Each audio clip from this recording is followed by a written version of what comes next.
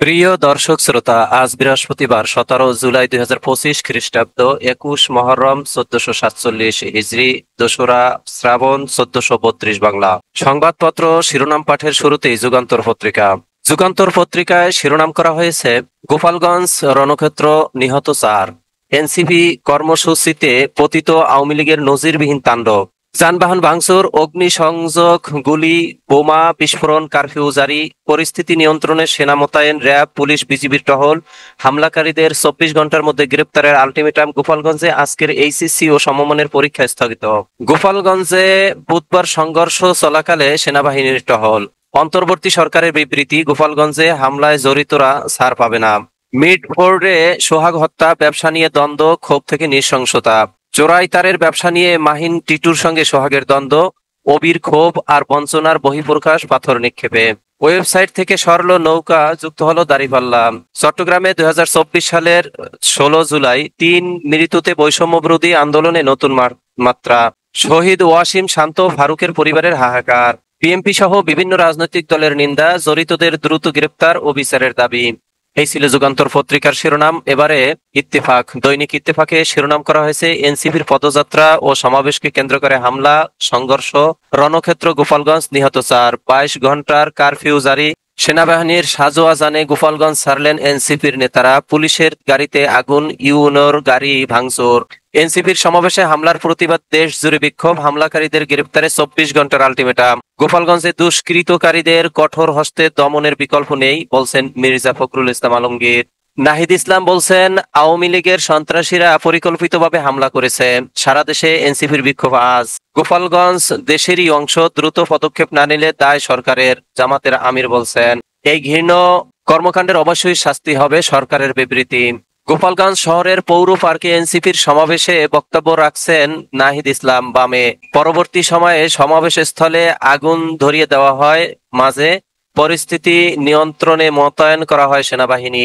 শ্রীলঙ্কায় ঐতিহাসিক সিরিজ জয় বাংলাদেশের। এই ছিল দৈনিক ইত্তেফাকের শিরোনাম। এবারে বাংলাদেশ প্রতিদিন। বাংলাদেশ প্রতিদিনে শিরোনাম করা হয়েছে, গোপালগঞ্জ রণক্ষেত্র, নিহত 4, আহত শতাধিক। গুলি, টিয়ার গ্যাস, বোমা, কারফিউ জারি। সেনা প্রহরায় নেতারা খুলনায়। হামলাকারীদের 24 ঘন্টার মধ্যে গ্রেপ্তার চায় এনসিপি। যেখানে সংকট সেখানেই ভরসা সেনাবাহিনী। উদ্বিগ্ন বিএনপি, অন্য দলগুলোরও নিন্দা। দুষ্কৃতকারীদের কঠোর হাতে দমনের বিকল্প নেই, মির্জা ফখরুল ইসলাম আলমগীর বলছেন। অন্তর্বর্তী সরকারের বিবৃতি, হামলায় জড়িতদের বিচারের মুখোমুখি করা হবে। সারা দেশে বিক্ষোভ, সড়ক অবরোধ। সংবাদ সম্মেলনে ডিএমপি কমিশনার, রাজনৈতিক সম্পৃক্ততা নেই সোহাগ হত্যায়। নেপথ্যে হাজী সেলিমের ভাগ্নের ছত্রছায়ায় চোরাই তারের ব্যবসা। বাবার চেয়েও ভয়ঙ্কর পুত্র পাপ্পা গাজী। সব ধরনের কাজী রূপগঞ্জের গাজী। পর্ব দ্বিতীয়। বাংলা নিয়ে মোদির দিকে তোপ মমতার, আরো বেশি বাংলায় কথা বলবো। জুলাইয়ের দিনগুলি বিক্ষোভ রূপ নেয় সরকার পতন আন্দোলনে। জুলাই শহীদ দিবস পালন। সারা দেশে গতকাল জুলাই শহীদ দিবস উপলক্ষে শোক দিবস পালন করা হয়েছে। দিবসটিতে সব সরকারি, আধা সরকারি, স্বায়ত্তশাসিত প্রতিষ্ঠান, শিক্ষা প্রতিষ্ঠান এবং বিদেশে বাংলাদেশ মিশনগুলো সহ সরকারি ও বেসরকারি ভবনে জাতীয় পতাকা অর্ধনমিত রাখা হয়। জুলাই শহীদদের আত্মার মাগফিরাত কামনায় দেশের সব মসজিদে বিশেষ দোয়া অনুষ্ঠিত হয়। অন্যান্য ধর্মীয় উপাসনালয়েও আয়োজন করা হয় বিশেষ প্রার্থনার। এই ছিল বাংলাদেশ প্রতিদিনের সংবাদ শিরোনাম। এবারে কালের কণ্ঠ। কালের কণ্ঠ শিরোনাম করা হয়েছে, গোপালগঞ্জ রণক্ষেত্র, নিহত 4। এনসিপির সমাবেশকে কেন্দ্র করে হামলা, সংঘর্ষ, ভাঙচুর, আগুন, 22 ঘন্টার কারফিউ জারি। দোষীদের দ্রুত শনাক্ত করে উপযুক্ত শাস্তির আওতায় আনা হবে, অন্তর্বর্তী সরকারের বিবৃতি। হামলাকারীদের গ্রেফতারে 24 ঘন্টা সময় বেঁধে দিলেন নাহিদ ইসলাম। আজ দেশব্যাপী বিক্ষোভ এনসিপির, জামাতের আমির, সরকারকে অবিলম্বে পদক্ষেপ নিতে হবে, প্রতিবাদে দেশব্যাপী বিক্ষোভ আজ। বিএনপি মহাসচিব বলছেন, নৈরাজ্যের মাধ্যমে ফায়দা হাসিলের অপতৎপরতা। ফিরে দেখা 17 জুলাই শিক্ষার্থীদের কমপ্লিট শাটডাউন কর্মসূচি, জুলাই গণঅভ্যুত্থান। ইসির ওয়েবসাইট থেকে সরানো হলো নৌকা, ফিরল দাঁড়িপাল্লা। সংকটে সেনাবাহিনী ভরসা। সারা দেশে জুলাই শহীদ দিবস পালিত, রাষ্ট্রীয় শোক পালন। এই ছিল কালের কণ্ঠের শিরোনাম। এবারে সমকাল। সমকালের শিরোনাম করা হয়েছে, গোপালগঞ্জে সংঘর্ষ, গুলি, নিহত 4। দিনে 144 ধারা, রাতে কারফিউ জারি। কারাগার ও ডিসির বাসভবনে হামলা। সারা দেশে ডিগ্রি পরীক্ষা ও জেলার এইচএসসি পরীক্ষা স্থগিত। সারা দেশে এনসিপির বিক্ষোভ আজ।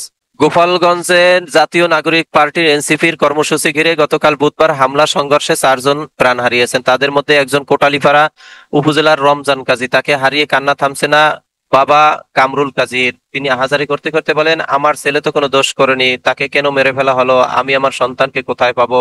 চীনের লগ ইয়ং ব্যবহারে ওয়াশিংটনের আপত্তি, শুল্ক আলোচনায় শর্তের চাপ, চীন থেকে সামরিক ক্রয় কমাতে হবে, বাড়াতে হবে যুক্তরাষ্ট্র থেকে। উড়োজাহাজ, সয়াবিন তেল, গম ও তরল গ্যাসও কিনতে হবে। বাণিজ্যের সঙ্গে যুক্ত করছে জাতীয় নিরাপত্তার বিষয়ও।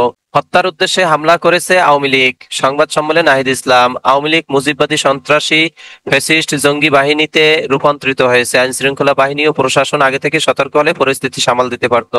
1 বছরেও শুকায়নি ক্ষত, স্বজনের কান্না থামেনি। ছাত্র জনতার অভ্যুত্থানে নিহত নারী শিশু। দ্রোহের জুলাই।